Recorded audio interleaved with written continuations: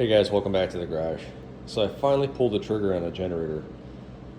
I live in a rural area, and while we don't lose power all that often, when we do, I don't have water because I have a well, and if it's in the wintertime, I don't have heat because I have a wood boiler in my basement, but the pump requires electricity to move water.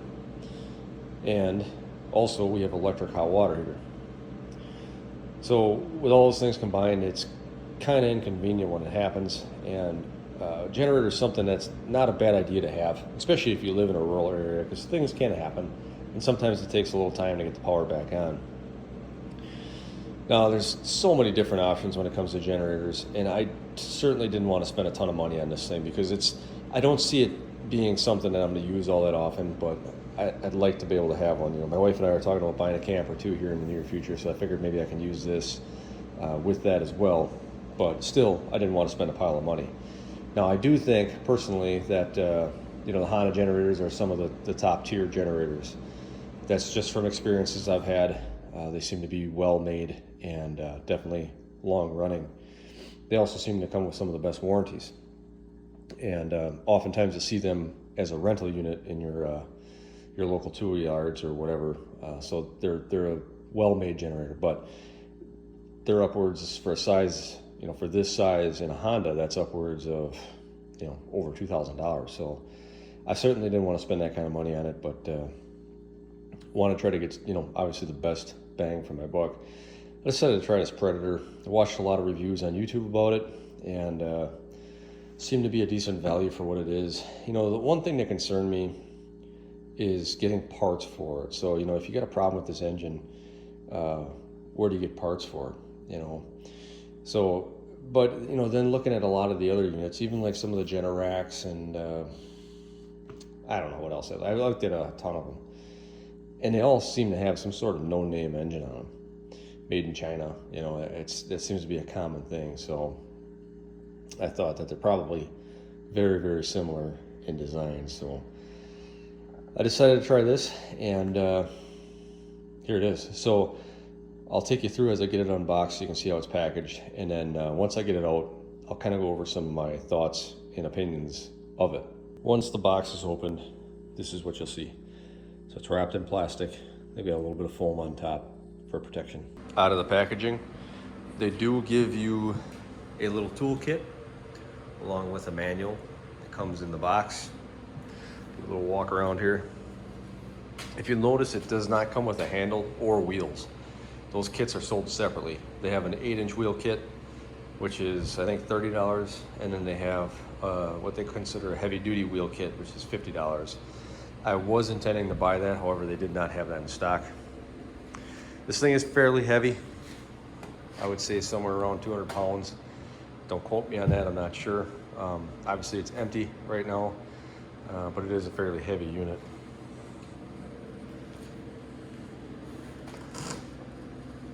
This is kind of interesting here.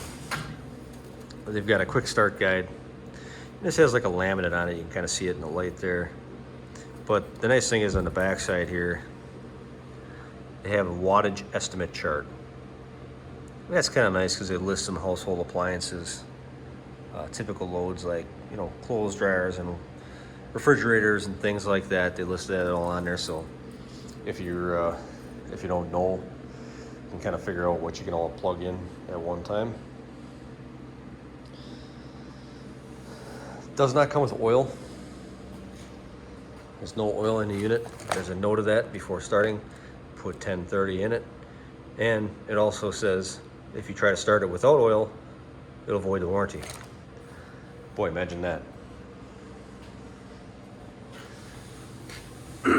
This is an electric start unit, but it does not come with a battery. That is also sold separately. It does have a recoil pull start on the front of it as well, which you can see right there. Here's a look at the control panel. It has a 12-volt DC plug, like a cigarette lighter type of style of plug. 2 GFIs, 20 amp GFIs. There is a 30 amp 240 volt and a 30 amp 120 volt receptacle on this as well. It does have a ground pin here if you wanted to ground it to something. as well. Plenty of warnings for the safety Nazis out there. Keep it 5 feet away from anything, it says. I don't know what the capacity is in this tank. Don't quote me on it, but I think it's 8 gallons. So it's a pretty decent sized tank. Claims 13 hours of run time at 50% load. So I put oil in this unit. It took 1 quart per the instructions. You're supposed to fill it until it's about level. Also, there is a little dipstick attached to that orange oil fill cap. That's how you check your oil. And you got to turn the switch. This is a 3-position switch.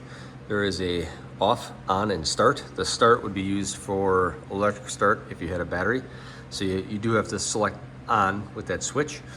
And then obviously put fuel in it. It comes empty.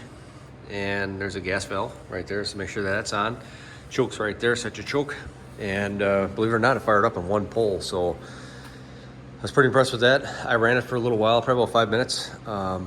I did check the output on the 240, which was 247 volts. So overall, seems to be what I would say ready to go.